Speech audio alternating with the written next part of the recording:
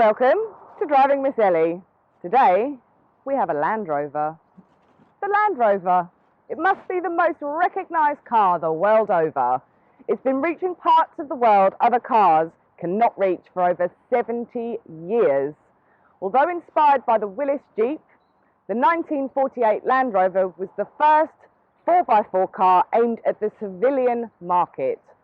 All of these 4x4s on the school run can trace their roots back to the old mud pluggers like these.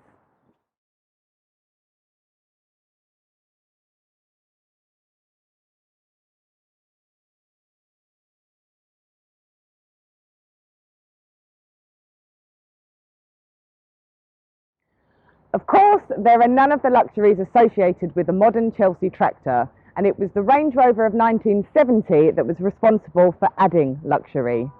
But that's another story for another day. The basic rustic simplicity of these cars was the key to their success. There was little to break, and what was there could be fixed with basic tools if you were to break down off the beaten track. Over the 68-year production run of the original Land Rover, many variants were available. Its separate chassis and simple construction made for very adaptable bodywork. Open top, pickup, station wagon, fire engine, mountain rescue, and even the Queen has owned them. They were available in long or short wheelbases, 88 inches between the wheel centres, later replaced with the 90-inch and long wheelbase at 109 inches, and a lightweight army version that could be dropped by parachute. Engines at first were 4-cylinder petrols, which grew in capacity as the years passed.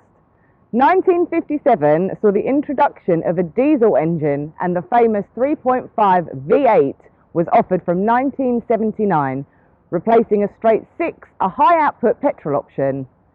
Later in production, diesels became increasingly popular, with a powerful 2.5-litre turbo 5-cylinder.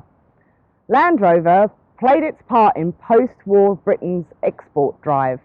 We had a car with no competitors that could go where only military vehicles could have previously.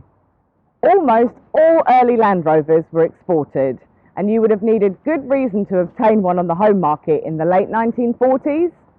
This 1978 short wheelbase has come along today to represent its breed.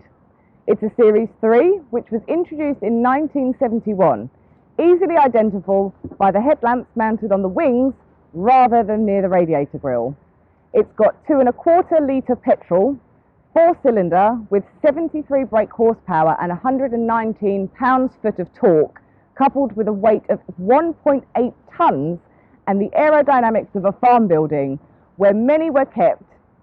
It will do 0 to 60 in around 35 seconds, uphill even longer. This model was a popular choice on Land Rovers of this vintage. This Land Rover has a 4-speed manual gearbox fitted with a manual overdrive, which makes any forward gear 25% higher. This can be used in any gear, giving 16 possible forward gears. 2 gear sets controlled by red lever, high and low. Red lever forwards means high gears for normal road driving and rear-wheel drive only. Red lever back is low gears and 4-wheel drive. Yellow lever engages 4-wheel drive in high gears. All series Land Rovers were fitted with leaf springs and solid axles, technology that has been around since horse and carriage days and is still used today on heavy-duty trucks and pickups. It gives masses of load carrying capacity, but a firm ride when not loaded. No power steering was ever fitted to series Land Rovers. Power-assisted brakes were an option. This one has them. This Land Rover is fitted with a liquefied petroleum gas LPG tank and fueling system. This is used as an alternative to petrol. It burns cleaner, is cheaper at about half the price of petrol and diesel, and runs exactly the same.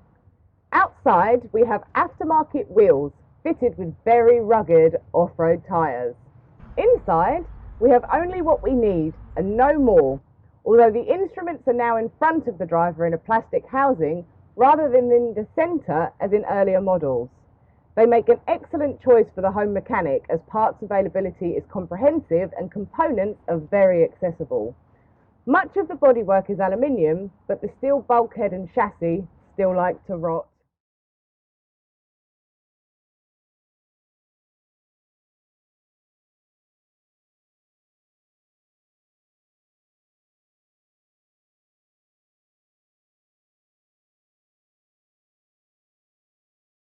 Driving Miss Elly. Mad! This episode on Driving Miss Elly Mad, I want to address people that use their mobile phones while they're driving. I had a very, very near miss with some absolute idiot the other day that was more intent on trying to have a conversation on their phone than paying attention to where they were going. And people, doing this with your phone while you're driving doesn't make it any more safe. Can we just put the phones down?